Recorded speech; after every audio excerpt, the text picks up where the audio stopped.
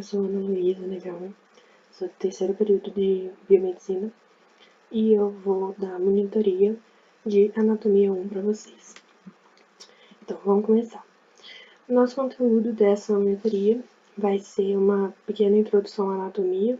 Nós vamos falar resumidamente de terminologias, planos, vistas, eixos, movimentos e vamos dar uma pequena introdução à osteologia.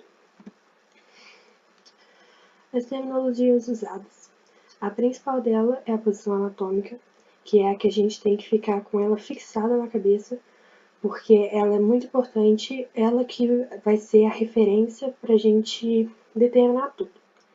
Lateralidade do osso, onde esse osso fica, onde o órgão fica, onde o músculo fica. Então, assim, ela é muito importante, tem que ficar bem fixada na nossa cabeça.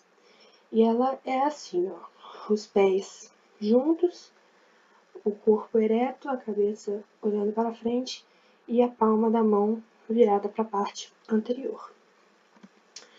Aqui nós temos algumas outras posições, a decúbito ventral ou pronação, que é a famosa de bruços ou de barriga para baixo, muito simples.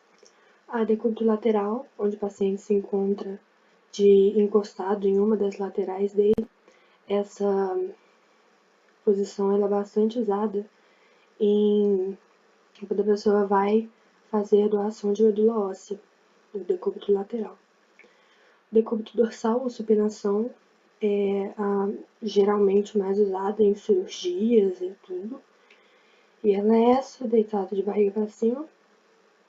A posição de litotomia, vocês já devem ter visto ela como posição ginecológica, que é essa que o paciente fica em decúbito dorsal também, só que com a perna elevada, formando esse ângulo de 90 graus. Essa posição ela também é bastante usada em cirurgias no reto, cirurgias na bexiga, na vagina, entre outras cirurgias.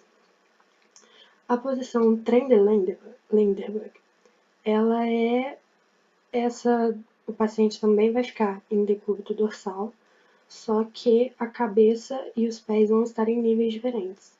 A parte superior do paciente vai estar mais abaixada e a parte inferior vai estar mais elevada. Ela também é muito importante quando o paciente, por exemplo, chega com uma lesão nos membros inferiores, ou também ela é bastante usada para cirurgias de coração, e essa posição também pode ajudar na perfusão sanguínea quando o paciente tem uma dificuldade de respirar. Aqui nós temos uma imagem bem explicativa, que mostra aqui a parte anterior do nosso corpo, anterior ou ventral, daqui do ventre, a parte posterior do nosso corpo, posterior ou dorsal, tá? Aqui, bem relacionado, tem o eixo, a relação cranial-caudal, e aqui a parte superior com a parte inferior, que é bem em relação, né? Então, aqui a cabeça é superior ao ombro, entendeu? Tem tudo assim essa questão dessas relações. Aqui desse lado tem a questão proximal e distal, que sempre tem que ser levado em conta a raiz do membro ou o umbigo. Um exemplo aqui seria a mão é distal ao cotovelo. Exemplo bem simples. Medial e lateral. Medial vai ser tudo aquilo que se aproxima mais da linha média. E lateral vai ser tudo aquilo que se afasta da linha média. Tá? Além desse, também vai existir o superficial e o profundo. O superficial, eu posso dar um exemplo para vocês assim. A pele é superficial ao músculo. É um exemplo bem simplesinho, bem chulozinho. E profundo seria o osso profundo em relação ao músculo. Aqui só a diferença de esqueleto axial e esqueleto apendicular. O esqueleto axial é esse como se fosse o miolo do corpo, é ele que vai ligar tudo. E o esqueleto apendicular, ele é esse formado pelos membros superiores e inferiores, tá? Aí aqui do lado nós temos a imagem que mostra a região cervical, que é essa região aqui do pescoço, onde tem a coluna cervical. A região torácica, onde tem, né, a caixa torácica, as costelas, o externo e a coluna torácica. É a região abdominal, que é abaixo da coluna torácica, na parte ventral. A região lombar, que é abaixo da região torácica também, só que na parte posterior, na parte dorsal. E a região inguinal, que é essa região da pelve ali com o sacro, tá? É essa regiãozinha ali. Aqui os planos, bem legaisinhos também de estudar. Tem o plano sagital, mediano ou longitudinal, que vai dividir o corpo entre lados esquerdo e lado direito. O plano coronal ou frontal, que vai dividir o corpo entre parte anterior e parte posterior. E o plano transversal ou horizontal, que vai dividir o corpo entre parte superior e parte inferior. Bem tranquilinho. Além desse, nós temos o plano paramediano, que ele vai cortar o corpo bem perto do plano mediano, mas então por isso ele vai chamar paramediano, porque ele vai ser paralelo ao plano mediano. E o corte oblíquo, que é esse corte na diagonal, que também vai dividir o corpo em parte superior e inferior. Os eixos, eu acho que pode ser a coisa assim mais difícil de entender, mas vamos nessa. O eixo látero-lateral, ele vai cortar o corpo de um lado ao outro, como aqui na imagem está mostrando. Ele está cortando a personagem de um cotovelo ao outro. E é esse eixo que vai proporcionar os movimentos de flexão e extensão. O eixo antero-anterior, ele vai atravessar o paciente, a pessoa, do eixo da parte anterior até a parte posterior, como está mostrando aqui, ó. E esse eixo, ele vai proporcionar os movimentos de abdução e adução, que eu vou falar um pouquinho mais deles. E por fim, o eixo longitudinal, que ele atravessa a pessoa no sentido crânio-caudal, ou vice-versa, pode ser no sentido caudal-crânio, superior-inferior, inferior-superior. E ele vai proporcionar os movimentos de rotação. Bom, agora os movimentos. A extensão e flexão, aqui no caso do ombro. Uma dica para a gente sempre lembrar de flexão e extensão é que na flexão o membro sempre vai ser direcionado para frente, exceto na flexão do joelho, tá? Que aí a perna vai para trás.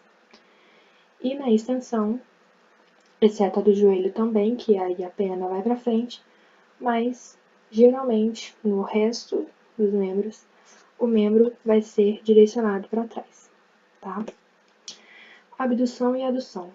A abdução da perna é você distanciar, no caso, né, a perna ou qualquer outro membro, tá? Isso serve para qualquer outro membro, mas o nosso exemplo aqui é o da perna. É você distanciar o membro, a perna, né, da linha mediana. E a adução da perna é você aproximar a perna para a linha mediana. A circundação é realmente fazer um movimento de círculo com algum membro. No caso aqui, ele está fazendo com o braço. E a rotação é igual está aqui na imagem, a moça fazendo uma rotação da cabeça. Supinação e pronação. Na supinação, a palma da mão ela está virada para anterior ou para cima. E na pronação, a palma da mão está virada para posterior ou para baixo. E a supinação, é bom a gente fazer essa relação, é que na supinação, ela é o normal da posição anatômica, que a palma da mão está virada para anterior, tá? Depressão e elevação, aqui no caso da mandíbula. Quando a boca está aberta, a mandíbula está em depressão, então a boca fica aberta. E na elevação, a boca fica fechada porque a mandíbula está elevada. Inversão e eversão. Essa pode dar um pouquinho de dificuldade pra gente, mas desde quando eu estudei isso eu tive uma mini sacada e me ajuda bastante. Uma relaçãozinha que eu fiz que me ajudou bastante. Eu vou falar pra vocês. Na inversão, o membro, que aqui no caso é o pé ele vai pro lado medial do corpo. Então, medial interno. Ou seja, o pé ele vai para o lado medial do corpo, ele vai para o lado interno do corpo. Então aí eu fiquei nesse jogo de inverso interno. E na inversão, o pé vai para o lado lateral do corpo.